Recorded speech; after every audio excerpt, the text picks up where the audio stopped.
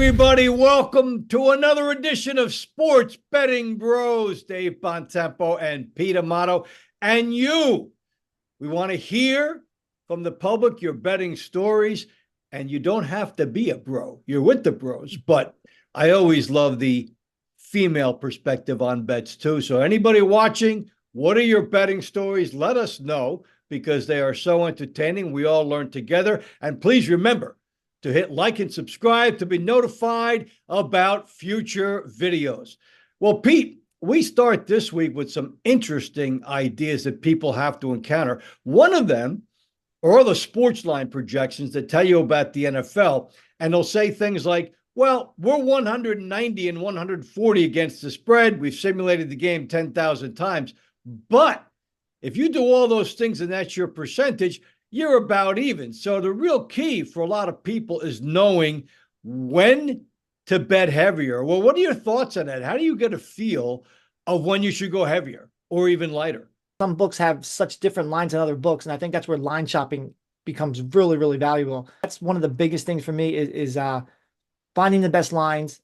There's many sports books out there, and they all have different lines, really. A lot of them are consistent, but you will find there's ones that are kind of out of nowhere. You see, like I said, like you'll see like a minus 105 when everybody else has like the minus 115s, minus 120. And I think for me, that's like the first step of really trying to differentiate your winnings and not just winning. You have a winning percentage and you see like it kind of like an even because of the VIG. But I think line shopping is really important with that. And for first-time viewers, minus 105 means you have to wager $105 to win $100.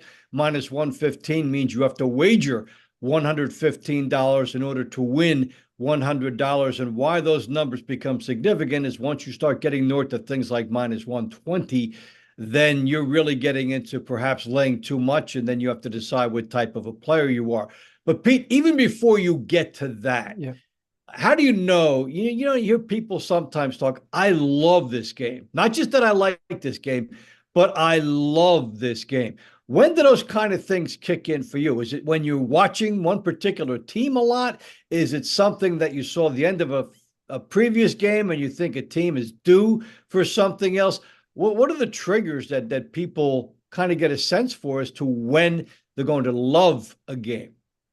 I think for a lot of people, most of them are fans of the sport. So it comes from them watching the team or watching the league, and they see how things are progressing throughout the league. And then they see this line for the next week, and they see whether it's one of their teams that I think are on a high progression and they're underdogs or something like that. So I think you get the feel of how a team is progressing. And if you see a number that you don't think should be there, I think that's when people say, I love this game. If in their minds or in their hearts or in their gut, they feel like a team it should be favorite, and then they see them an underdog actually getting points. For example, that would be one example I have.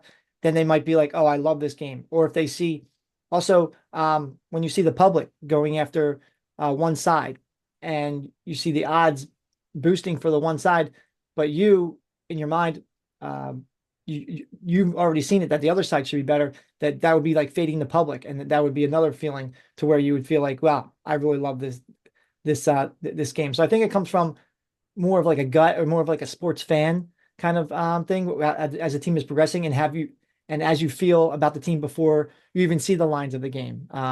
So and with injuries and stuff like that popping up, usually sports books are pretty on top of that. But yeah, I feel like it's a feeling of how you feel about the team before the lines come up.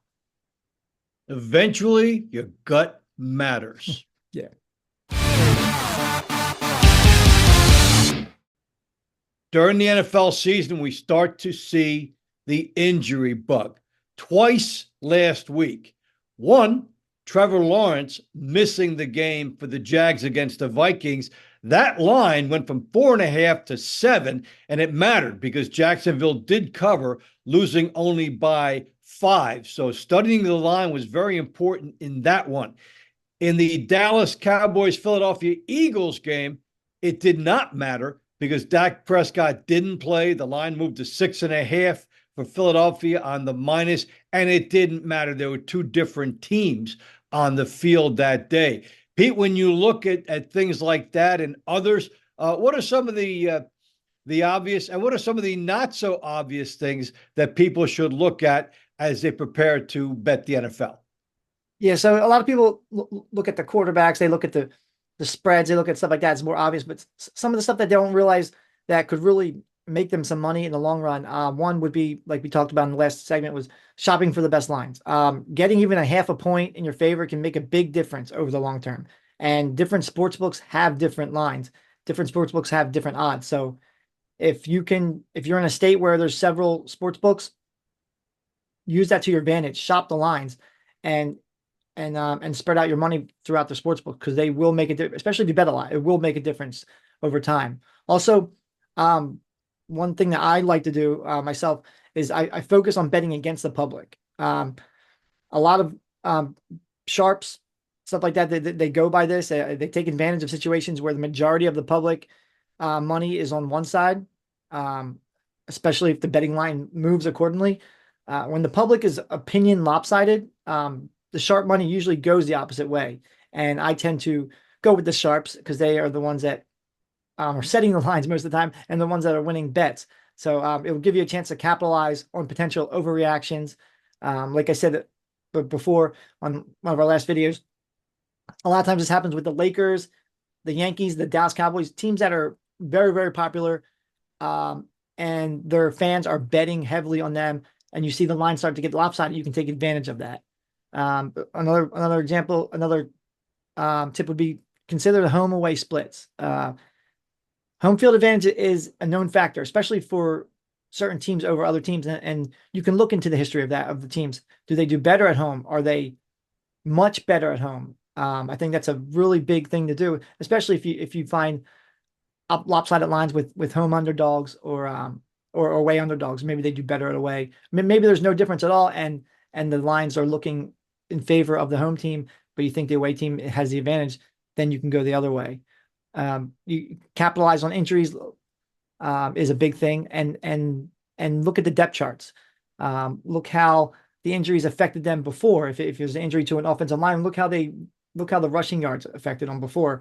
Maybe the injuries don't affect these teams. Maybe they have a lot of guys on the bench that are kind of jumping in, and you don't see much of a factor.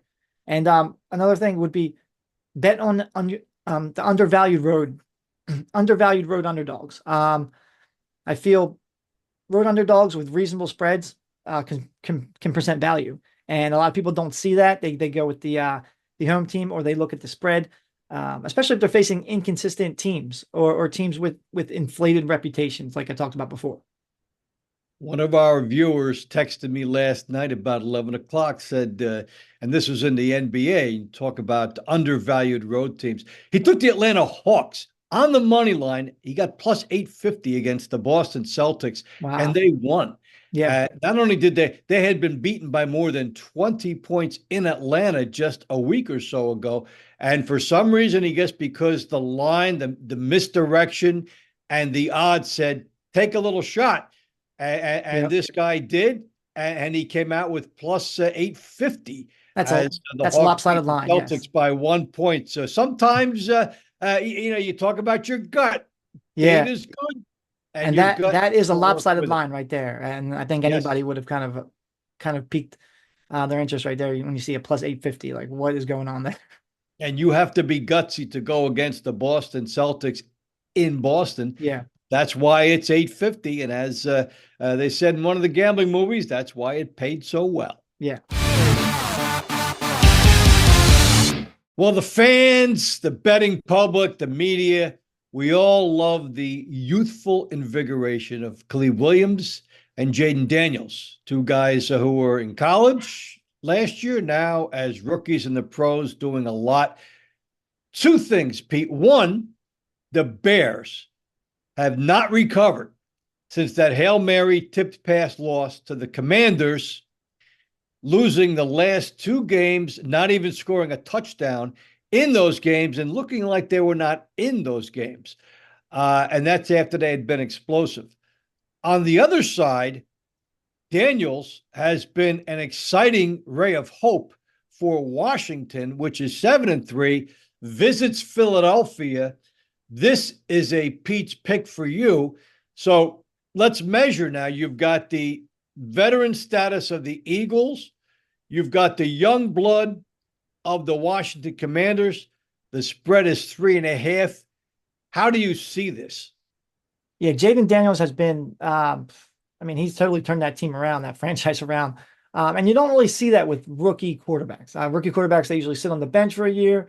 They usually have a down year when they're rookies.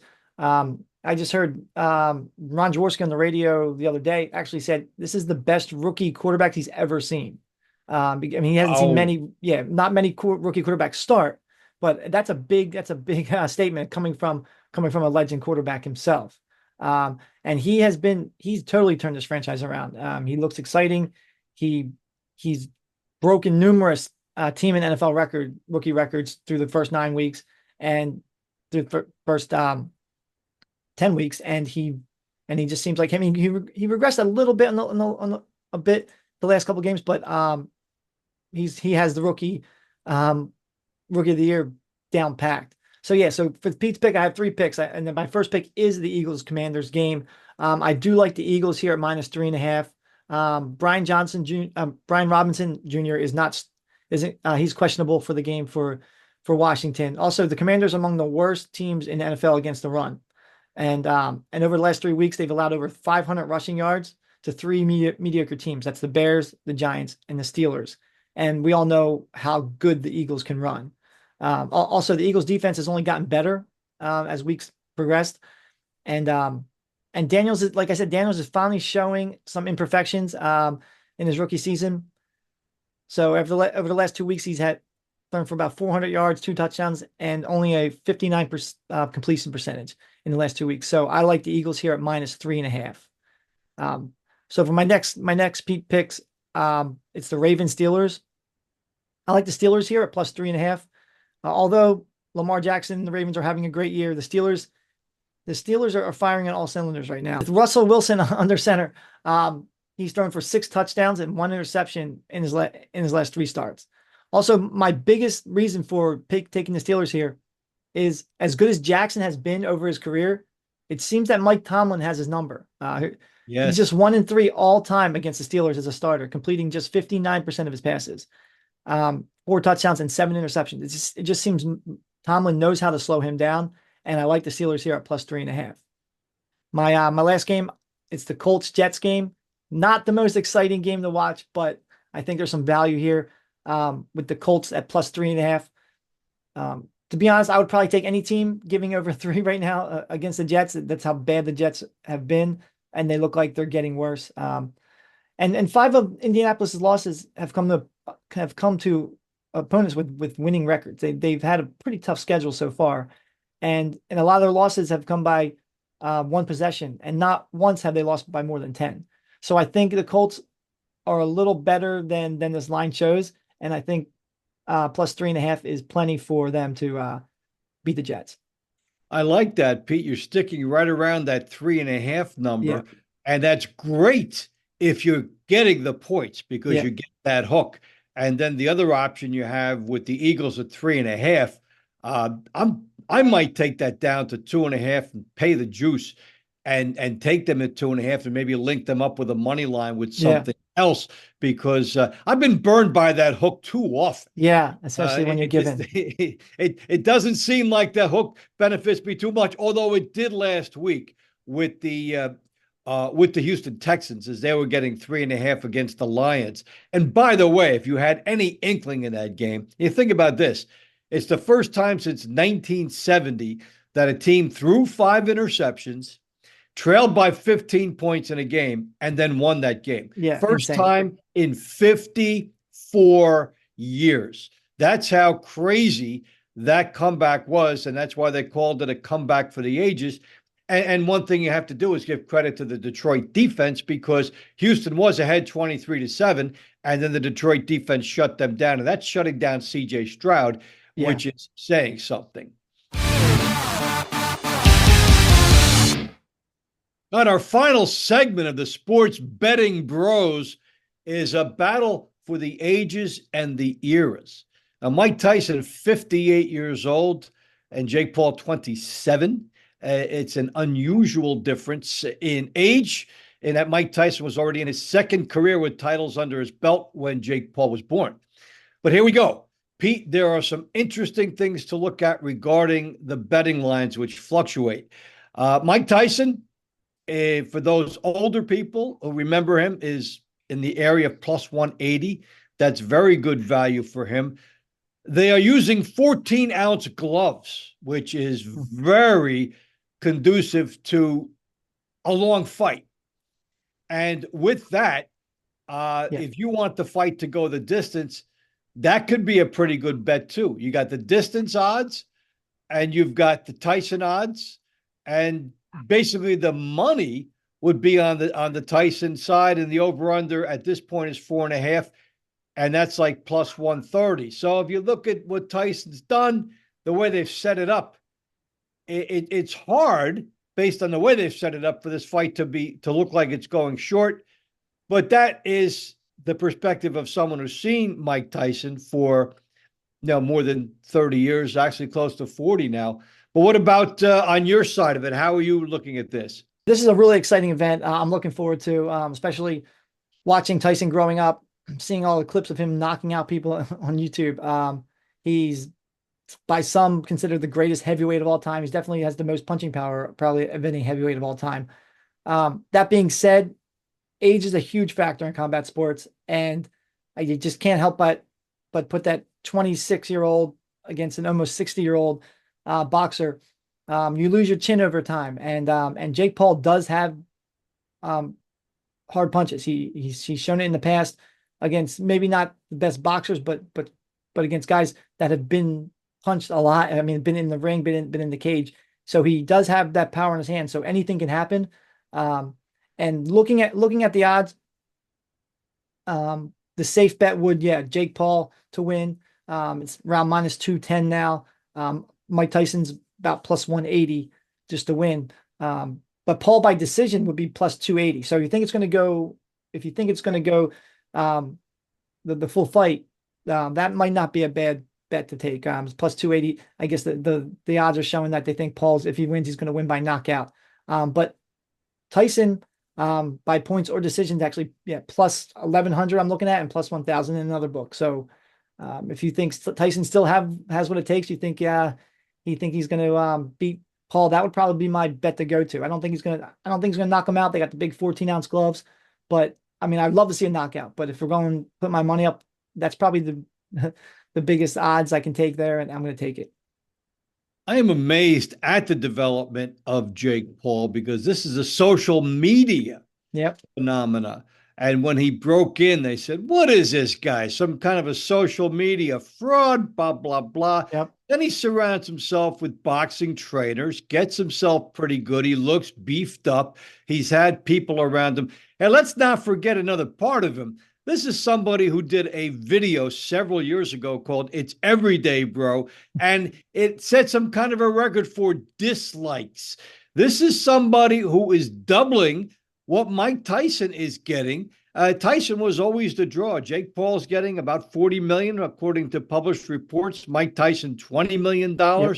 So Jake Paul has been the human cash register. He's become the Tyson, the Mayweather of this time, and he is the individual that has embraced social media and actually accentuated it. So I'm looking at the over in this, and the over today changed from 4.5 to 6.5 rounds. Okay. So I do like the idea of this fight going long, and I'm going to make my wagers based on overs, maybe based on this fight going all the way, because I just with 14-ounce gloves, I do not see anybody having an easy path to a knockout. And with 2-minute rounds, that also, even though they will go harder, with the 2-minute rounds, that's 1 minute rest for every two. Exactly. Tyson always fought in the 3-minute era. So these are the factors to me that indicate